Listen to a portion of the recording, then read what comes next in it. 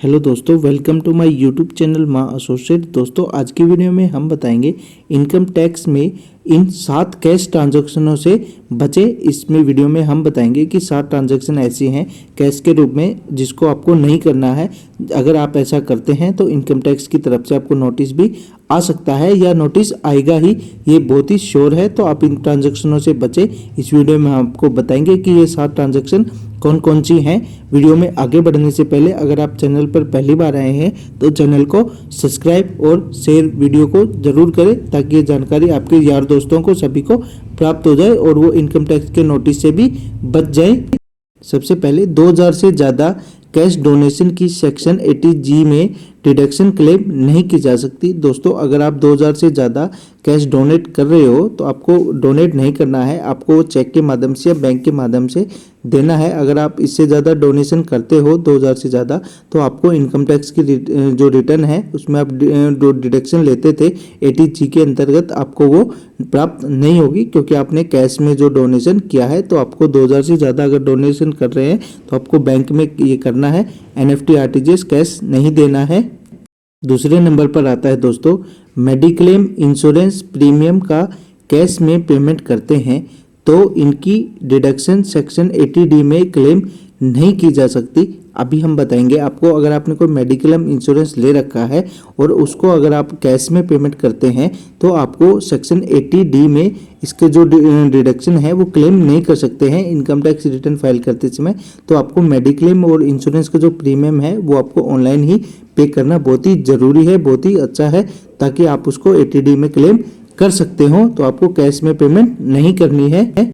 Third number पर आता है 10,000 से ज़्यादा के कैश में किए गए बिजनेस खर्च को डिसअलाउ कर दिया जाएगा। अगर आपका कोई बिजनेस है या कोई भी संस्था है उसमें अगर आप 10,000 से ज़्यादा पर पर्सन अगर आप खर्च करते हो तो उस खर्चे को आपका डिसअलाउ कर दिया जाएगा। ये पर पर्सन है, सबसे इम्पोर्टेंट है। 10,000 पर पर्सन के हिसाब से अगर इससे ज़्यादा आप खर्च करते हो तो आपका जो खर्चा है वो डिसअलाउ कर दिया जाएगा। दोस्तों, फोर्थ नंबर पर आता है पॉलिटिकल पार्टीज को कैश में दिए गए डोनेशन की डिडक्शन क्लेम नहीं की जा सकती। बहुत सारे लोगों को तो ये भी नहीं पता था, अगर पॉलिटिकल पार्टी में कोई डोनेट करते हैं तो उसमें आपको डिडक्शन ले सकते हैं। तो हाँ दोस्तों, आप उसमें डिडक्शन क्लेम कर सकते हैं इनकम टैक्स के अंतर्गत।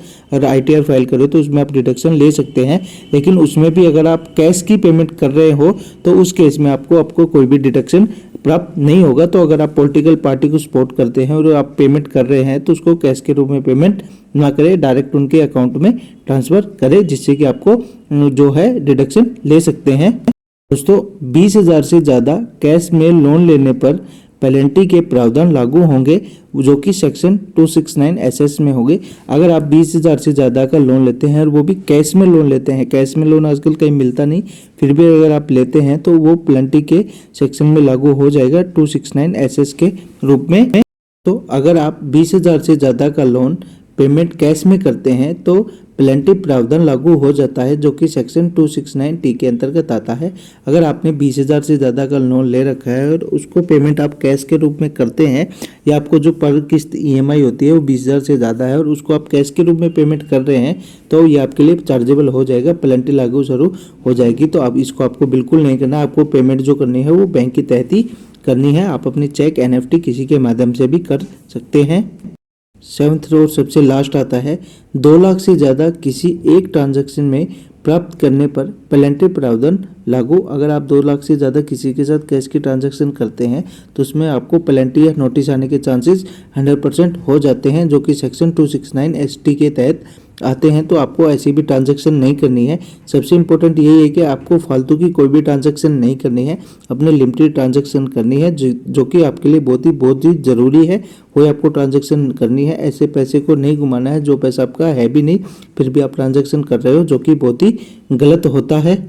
तो दोस्तों, यही थी हमारी आज की छोटी सी जानकारी। इस वीडियो में हमने जाना कि ये 7 तरह की ट्रांजैक्शन है, आपको ये नहीं करनी है, नहीं तो आपके पास इनकम टैक्स का नोटिस आ सकता है। तो दोस्तों, यही थी हमारे आज की छोटी सी जानकारी। आपको ये जानकारी कैसी लगी हमें कमेंट बॉक्स में ज़रूर बताएं। अगर आपका कोई क्वेश्चन है तो हमें कमेंट करें, तुरंत उसका रिप्लाई किया जाएगा। वीडियो को ज़्यादा से ज़्यादा शेयर करें ताकि ये इन्फॉर्मेशन आपके दोस्तों तक पहुँच जाए और वो भी ये ट्रांजैक्शन से बच सके।